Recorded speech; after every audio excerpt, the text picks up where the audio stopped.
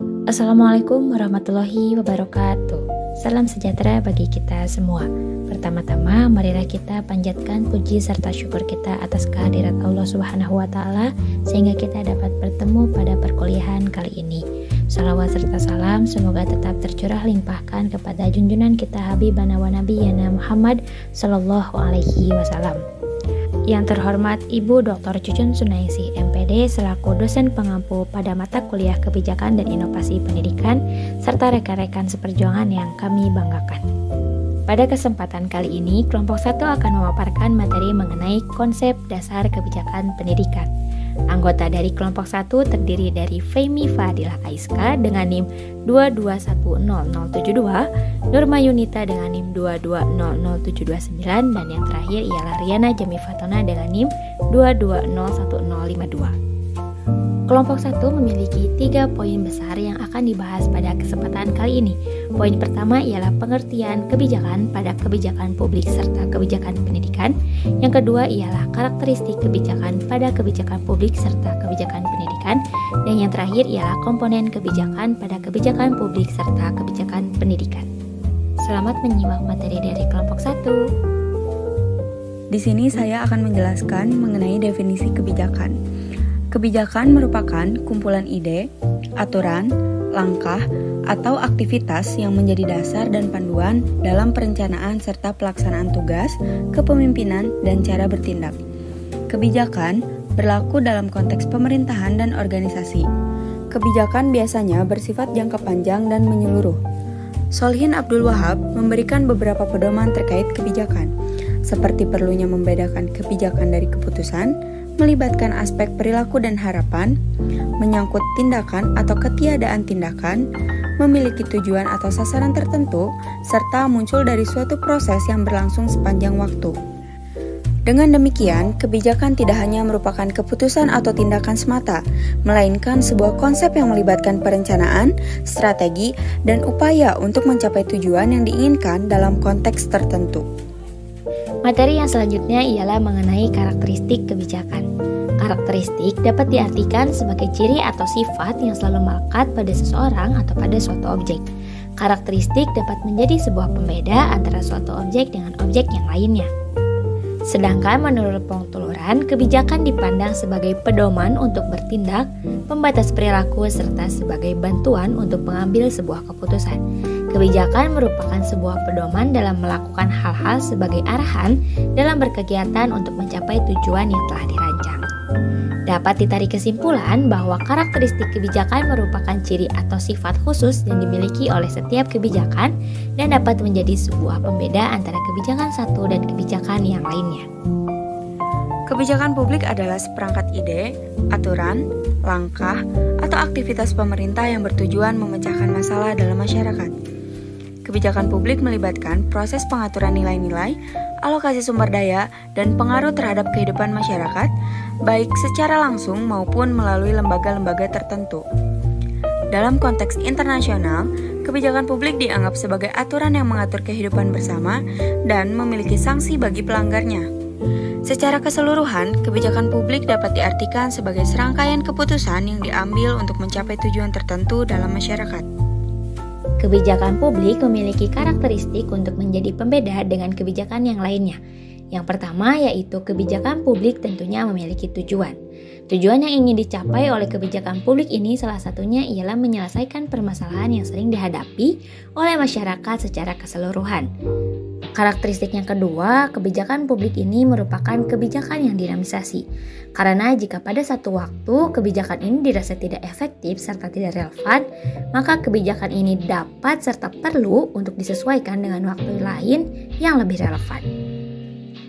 Karakteristik yang ketiga, tujuan kebijakan publik ini akan mencakup masyarakat secara keseluruhan dengan cakupan yang cukup besar. Tujuan-tujuan yang direncanakan akan disesuaikan agar dapat menguntungkan masyarakat secara luas. Biasanya tujuan yang dirancang akan berkaitan dengan peningkatan kualitas hidup masyarakat, peningkatan akses pendidikan, serta kesehatan, dan sebagainya lainnya.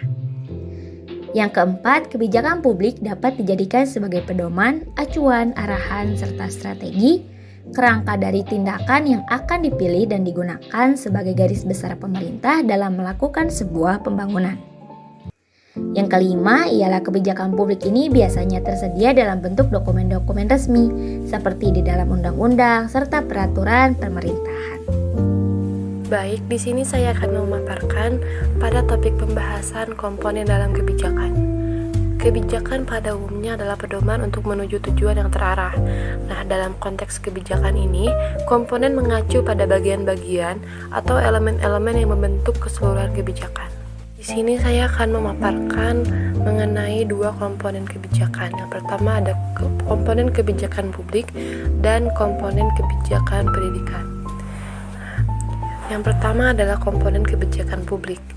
Berdasarkan berbagai ahli dan pakar kebijakan publik, komponen-komponen yang membentuk kebijakan publik dapat bervariasi. Di sini saya akan mengemukakan mengenai 5 pendapat ahli. Yang pertama ada Harold de Lasswell pada tahun 1956. Lasswell mengemukakan bahwa kebijakan publik terdiri dari siapa mendapatkan apa, kapan, di mana, dan bagaimana. Ini mencakup elemen-elemen seperti aktor yang terlibat, keputusan yang dibuat, alokasi sumber daya, waktu dan tempat pelaksanaan, serta proses yang digunakan dalam pembuatan keputusan. Kemudian dari pendapat Theodore J. Lowy pada tahun 1964. Lowy menyoroti pentingnya distribusi kekuasaan dalam kebijakan publik serta bagaimana kebijakan mencerminkan perjuangan antar kepentingan. Ia menekankan bahwa kebijakan publik adalah hasil dari interaksi kompleks antara berbagai kelompok kepentingan. Yang ketiga ada menurut Charles E. Lindblom pada tahun 1959. Lindblom memperkenalkan konsep garis kemungkinan atau bisa disebut dengan the incrementalist approach yang menggambarkan bahwa kebijakan publik seringkali berkembang secara bertahap dan inkremental dengan adanya penyesuaian kecil dari kebijakan yang sudah ada. Yang keempat, pendapat menurut Yehezkel Dror pada tahun 1964. Dror mengemukakan konsep fungsionalitas dalam kebijakan publik yang menyoroti pentingnya efektivitas dan efisiensi dari kebijakan tersebut dalam mencapai tujuan yang diinginkan. Yang terakhir, menurut Michael Howlett and M. Rames pada tahun 2003. Howlett dan Rames mengidentifikasi beberapa instrumen kebijakan yang digunakan dalam pelaksanaan kebijakan publik seperti regulasi, insentif, hukuman, dan proses kolaboratif. Kebijakan pendidikan nasional merupakan suatu rencana atau aturan yang dibuat oleh pemerintah untuk mengelola kegiatan pendidikan. Kebijakan ini bertujuan untuk mengatasi permasalahan di bidang pendidikan, seperti kesenjangan antara penyelenggara pendidikan dan tujuan pendidikan nasional. Dalam pelaksanaannya, kebijakan pendidikan melibatkan strategi alokasi sumber daya, penyerapan anggaran, dan distribusi untuk mencapai tujuan pendidikan dengan efektif.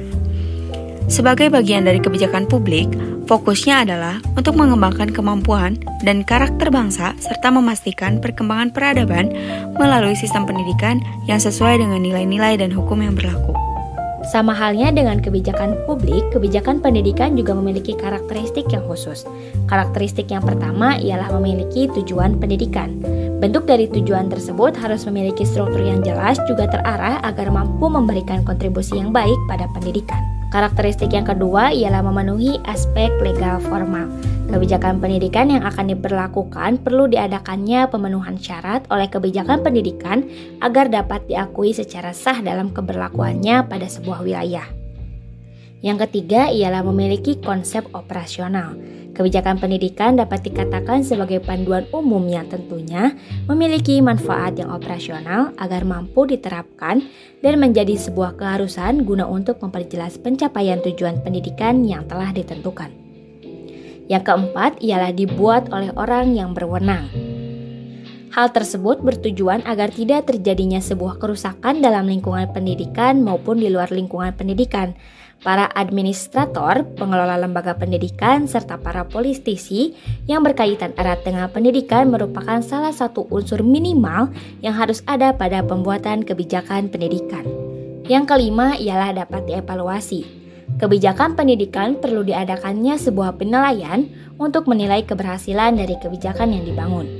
Jika kebijakan pendidikan tersebut berlangsung dengan baik, maka perlu untuk dipertahankan serta dikembangkan. Namun, jika kebijakan pendidikan mengandung sebuah kesalahan, hal tersebutlah yang perlu dibaiki serta kebijakan pendidikan tersebut kembali berjalan secara efektif dan efisien. Yang terakhir ialah memiliki sistematika. Kebijakan pendidikan yang merupakan sebuah sistem tentunya perlu untuk memiliki sistematika yang sangat terstruktur serta menyangkut kepada seluruh aspek yang akan diatur.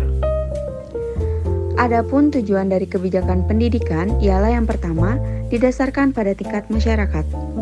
Tujuan ini dimaksudkan agar kebijakan dapat memberikan arahan kepada individu-individu untuk menjadi individu yang lebih berpotensi. Contoh dari penerapan tujuan ini ialah dengan masyarakat dilatih dalam penerapan nilai-nilai yang positif. Selanjutnya ialah tujuan kebijakan yang didasarkan pada tingkat politisi. Dalam kontribusinya, pendidikan memiliki pengaruh dalam mengembangkan potensi peserta didik di ranah politik serta pada kedudukan sosial yang berbeda. Selain itu, dapat membangun kesadaran peserta didik agar menjadi warga yang lebih bertanggung jawab. Lalu tujuan kebijakan didasarkan pada tingkat ekonomi. Pendidikan mampu menjadi sarana di dalam mengembangkan ekonomi, seperti contoh dalam membantu peserta didik dalam menekuni keterampilan yang dibutuhkannya. Dengan hal tersebut, dapat menjadikan seorang individu yang memiliki pendidikan lebih tinggi dan tingkat penghasilannya juga akan semakin lebih baik serta berkualitas. Kemudian ada komponen kebijakan pendidikan. Komponen ini mencakup semua aspek yang terlibat dalam pembuatan, implementasi, dan evaluasi kebijakan seperti tujuan, rencana, program, keputusan, dan dampak. Setiap komponen memiliki peran penting dalam membentuk dan mengarahkan kebijakan secara keseluruhan, dan interaksi antara komponen-komponen ini membentuk kerangka kerja yang diperlukan untuk mencapai hasil yang diinginkan dari suatu kebijakan. Menurut Jones pada tahun 1979, ada 5 elemen penting dalam kebijakan pendidikan. Di antaranya, yang pertama ada tujuan. Tujuan adalah hasil yang ingin dicapai dalam periode waktu tertentu yang harus dirancang dengan rasionalitas untuk mendukung penerimaannya oleh semua pihak terkait. Kemudian ada rencana. Rencana ini merujuk pada perencanaan kerja yang spesifik untuk mencapai tujuan yang telah ditetapkan tadi. Nah, agar proses implementasi kebijakan menjadi terarah dan jelas. Kemudian ada program.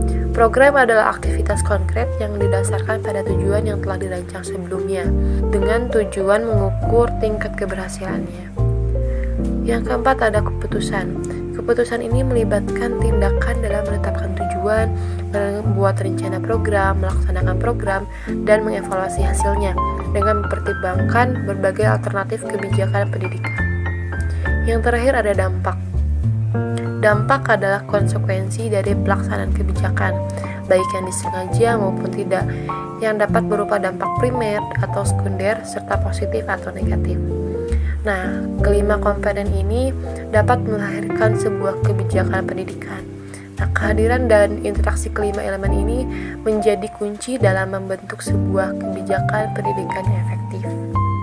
Baik, sekian presentasi dari kami. Semoga pemaparan dari kelompok 1 ini dapat bermanfaat bagi kita semua. Mohon maaf apabila ada kesalahan dan terima kasih atas perhatiannya. Wabillahi taufiq wal hidayah. Wassalamualaikum warahmatullahi wabarakatuh.